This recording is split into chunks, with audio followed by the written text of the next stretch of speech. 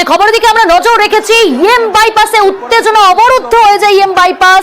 সেখানে তিন দলের প্রধান সমর্থক তাদের এই আজকে পথে নেমেছেন তারা, এবং তারা প্রতিবাদ কর্মসূচি সেখানে দেখাচ্ছেন। ইএম বাইপাস কার্যত অবরুদ্ধ। তবে এখন বর্তমানে কি পরিস্থিতি জানবো, ইরন রয়েছে আমাদের সঙ্গে। ইরন, কিছুক্ষণ আগে যে বিশৃঙ্খলা পরিস্থিতি আমরা দেখতে পেলাম, এখন পরিস্থিতি কি স্বাভাবিক হয়েছে?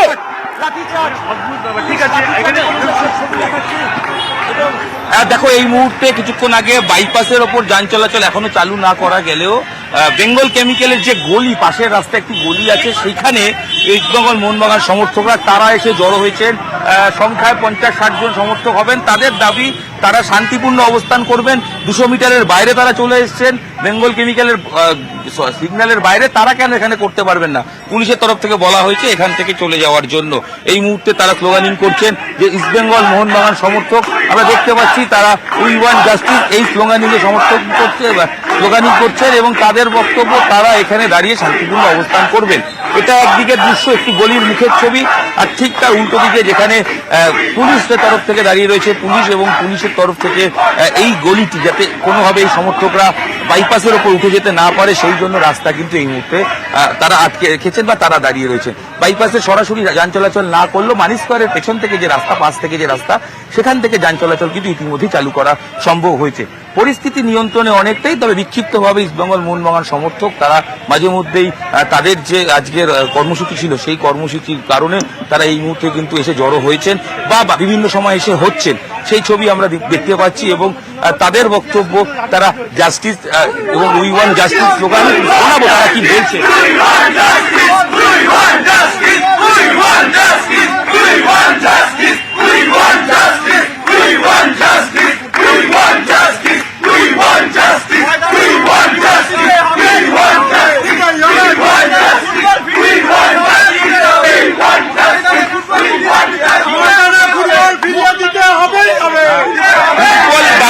বাতিল হলো, এটা তাদের বক্তব্য। এবং তাদের যেটা স্লোগানিং ছিল, দুই গ্যালারির একই স্বর, উই ওয়ান্ট জাস্টিস, এই স্লোগানিং তারা এই মুহূর্তে কিন্তু আরো একবার করছে। এবং দেখতে পাচ্ছি ইস্টবেঙ্গল মোহনবাগান দুই দলের জার্সি পরে সমর্থকরা উপস্থিত রয়েছে।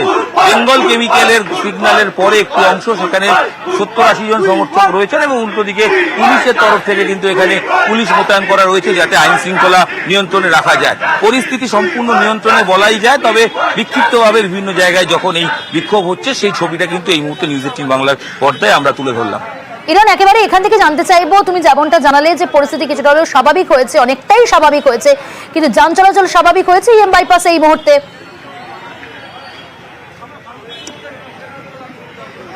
দেখো, যান চলাচলের ছবি যদি দেখাই তাহলে বলবো যে মেন যে রাস্তা, অর্থাৎ বাইপাসের ওপরে যান চলাচল এখনো খুলে দেওয়া সম্ভব হয়নি, যান চলাচল সম্ভব শুরু হয়নি। তবে কানেক্টিং রোড থেকে বেঙ্গল কেমিক্যালের সামনে থেকে যে রাস্তা, সেখানে যান চলাচল চালু করা হয়েছে। এবং উল্টোডাঙ্গা থেকে যে গাড়িগুলো আসছে সেইগুলোকে এই পাশের যে রাস্তা, যেখানে মানি স্কোয়ারের সামনে দিয়ে একটি রাস্তা যায়, অর্থাৎ বাইপাস সংলগ্ন পাশে যে একটা রাস্তা রয়েছে, সেই রাস্তা দিয়ে যান চলাচল করানো হচ্ছে।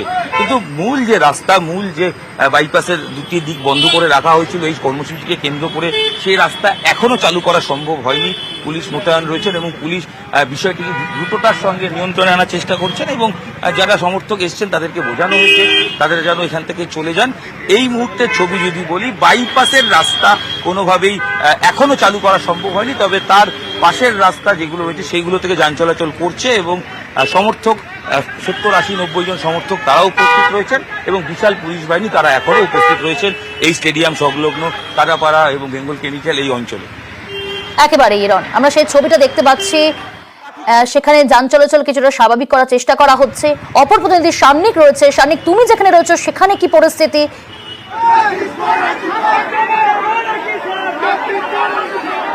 দেখো ইরন, যেখানে রয়েছে অর্থাৎ বেঙ্গল কেমিক্যালের পরের বাস স্টপই হচ্ছে এখানে এই কাদাপাড়া ক্রসিং। এই কাদাপাড়া ক্রসিং এর ছবিটা কিন্তু একেবারে আলাদা। সেখানে এখনো পর্যন্ত আইন শৃঙ্খলা পরিস্থিতি নিয়ন্ত্রণে নেই।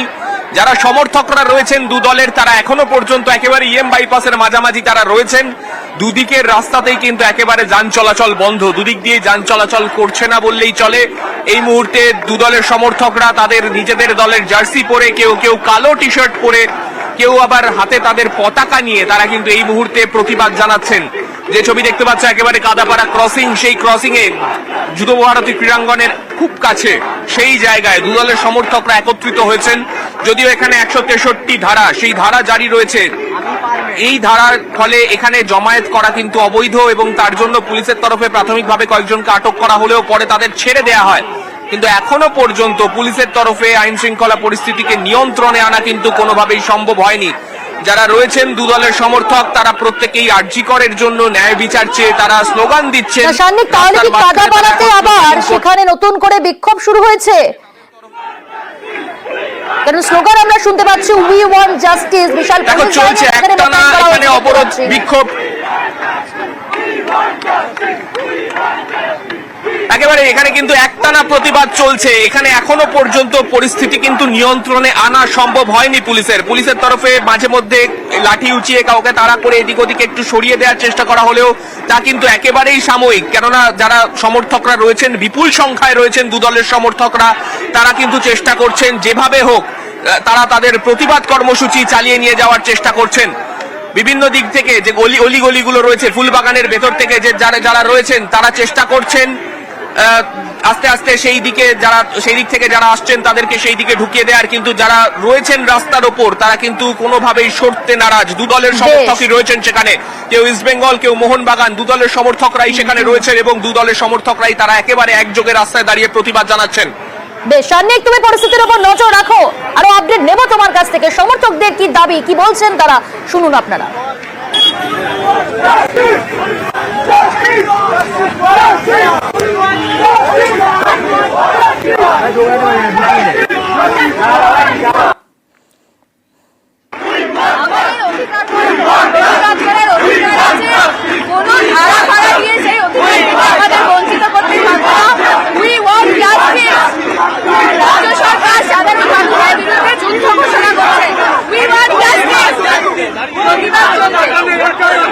পুলিশ, আমাদের যে পুলিশ প্রোটেকশনের কথাটা ডার্বিটা সিকিউরিটির জন্য হয়নি, তাহলে এত পুলিশ কি করছে এখানে? পুলিশ বলছে এখানে অশান্তি হতো। 5 জনের অডিও ক্লিপ আছে যারা অশান্তি এখানে করতো ডার্বির দিন, অস্ত্র পর্যন্ত নিয়ে আসার কথা শোনা যাচ্ছে, সোশ্যাল মিডিয়া ভাইরাল হয়েছে। এইটা কি করে পুলিশ বলছে? এরকম তো অডিও আমরা পাইনি, আমরা জানি না। এটা হতে পারে না, এটা হতে পারে না। ইস্ট বেঙ্গল মোহনবাগান হচ্ছে বাঙালির হৃৎপিণ্ড। এই হৃৎপিণ্ডে যে আঘাত করেছে তার ফল ভালো হবে না। রাজ্যের সাধারণ নাগরিক হয়ে এসেছি, যেখানেই যাচ্ছি সেখানেই পলিটিক্যাল কালার দিয়ে দিচ্ছে। টেকনিশিয়ানসে গেলে বলছে তৃণমূল, এদিকে গেলে এসএফআই, এদিকে গেলে বিজেপি। তাই আমি আজকে এইখানে এসেছি অ্যাজ আ ভোটাধিকার, অ্যাজ আ সিটিজেন